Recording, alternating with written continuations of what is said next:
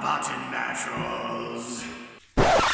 It's close to midnight. Something evil's lurking in the dark.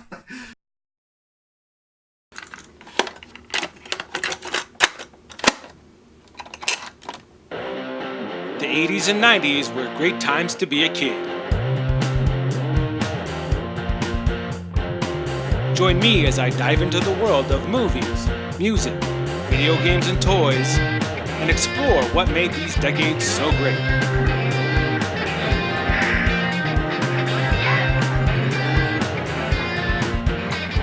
This is the Big Retro Show.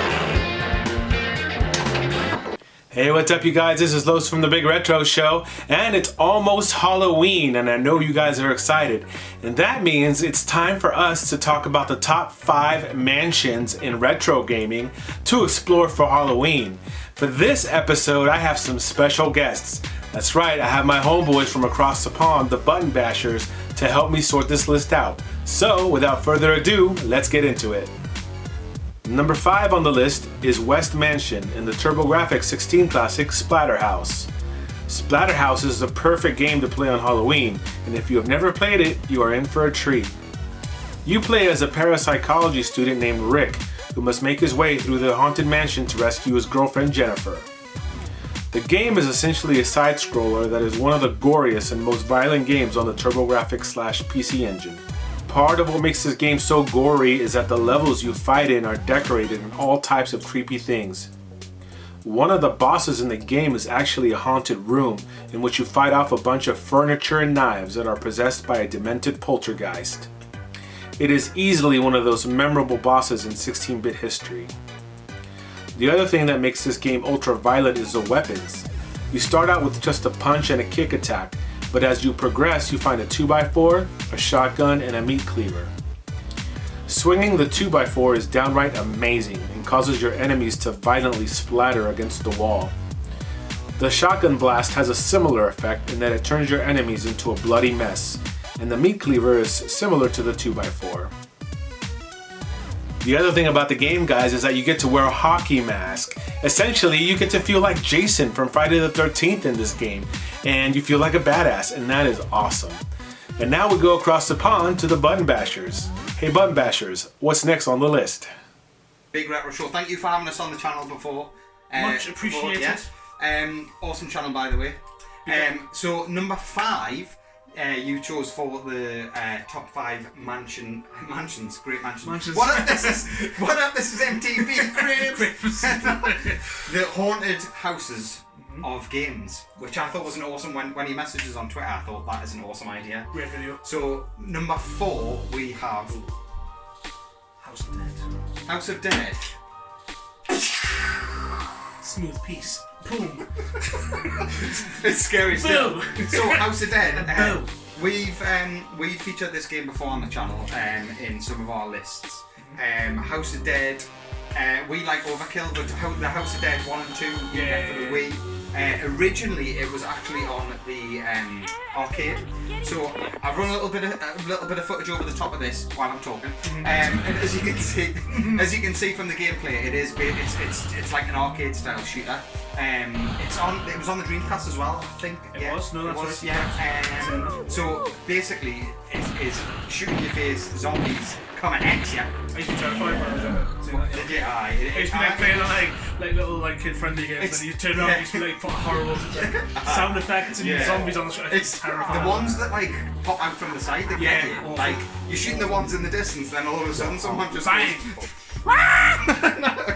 You've got absolutely like that, I'll be fine. You've got absolutely no chance. So the actual house that it's set in was you come in. I can remember the stairs, and they start coming down the stairs. And you've got to shoot. Shit. It's just a big ass creepy house.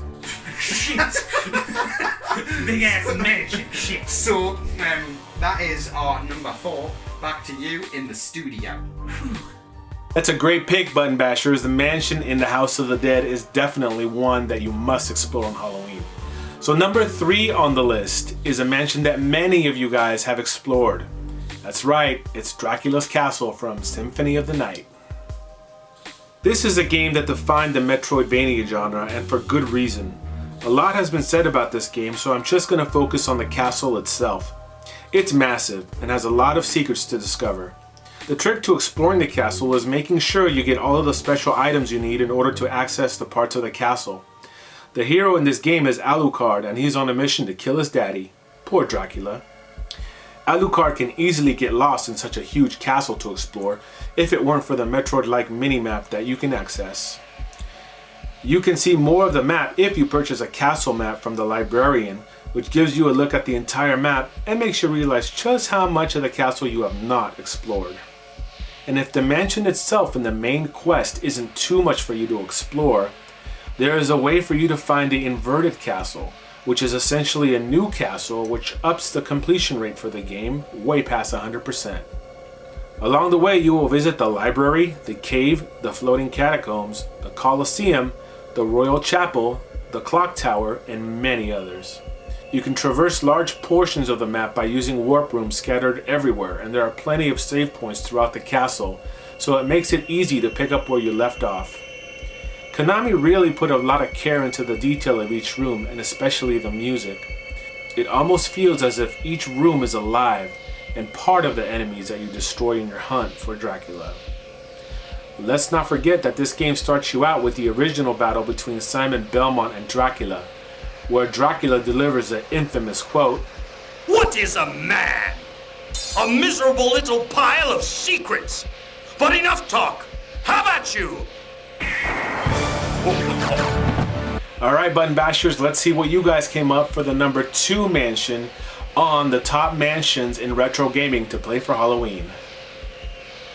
So, in at number 2 on the list is, for me, the most iconic haunted house in gaming history. Wow. It's Luigi's Mansion! so Luigi's Mansion is not a scary, it's a kid-friendly game, really. Luigi's Mansion is absolutely brilliant. Yeah, so it's basically Luigi running around a mansion with a Hoover, hoovering up ghosts. I had this on the GameCube. It was actually my first ever GameCube game, Luigi's Mansion, and I to this day it's one of my favourite. That's actually one from a top 5 GameCube. That reminds us, we'll have to do it, a top 5 GameCube. I'll have to leave that one out now, otherwise it's... Oh no. But yeah, redundant now. Back to the mansion. So obviously it's Mario, it's a 3D, it's a Mario style game, it's a 3D sort of adventure game. It's similar to Mario 64 in the mechanics of the game. But you've got the Hoover, obviously you get the ghosts. There's loads of different rooms. The mansion is literally the biggest mansion in the history of mansions. It's bigger than Marilyn Manson. Mansion. Yes. Taking ribs out to do stuff. Oh no, right. So if you haven't already, do check it out. That is our number 2 in the haunted house. Houses. Haunted mansions of houses. So back to you, Big Retro Show, for numero uno. Back to you. I gotta say, guys, it's great to see Luigi get a game of his own and to get some love on this list. And now we talk about the best mansion to explore this Halloween, guys. That's right, it's Spencer Mansion from Resident Evil 1. Resident Evil 1 was one of those game changers. Not only did it define the survival horror genre as we know it today, but it helped make PlayStation the king of the consoles during the 90s. This is the best mansion to explore for Halloween simply because of all the elements this game provides. The pre-rendered backgrounds made this game feel as if you were watching a horror movie while you were playing a game at the same time. The mansion is a bit tricky as its level of difficulty changes depending on what character you choose. Chris Redfield has a tougher go at the mansion, and Jill Valentine has the easier path. The crazy thing about this mansion is the variety of the puzzles and especially the epic monsters you get to fight. Along the way you will encounter zombies, dog zombies, and epic boss fights. The game is challenging and it pays to conserve ammo as you will have a tough time trying to find ammo throughout the mansion. I never did though. I was always a bit of a trigger happy guy in the game, and that was just fine by me. The other thing about the mansion is that it's actually quiet during the right parts. With just the sound of footsteps, you never know if a zombie dog is going to jump through the window and give you the jump scare of your life, which is what essentially happened to me when I first played the game. The mansion has a way of immersing you in the experience in a way that no other game before it had done. Certainly there were other games in the RE franchise that built upon the epic legacy of RE1, but this one was the OG RE, and therefore the best. It's extremely satisfying solving the mansion's puzzles, which unlock even more of the mansion to explore. There's something so epic about finding the right key and saying to yourself, "Now I can open that door. I wonder what's behind it." I want to thank my homeboys, the Button Bashers, for helping me with this list. Make sure you go visit their channel and give them some love, which means checking out their videos, commenting on their videos, liking their videos, and of course, subscribing to their channel. And that is going to do it for this episode of The Big Retro Show today, guys. I hope you enjoyed it. Make sure that you subscribe to this channel too, and click on the notification bell so that you are alerted when I upload a new video. And until the next one, I will see you on the next Big Retro Show.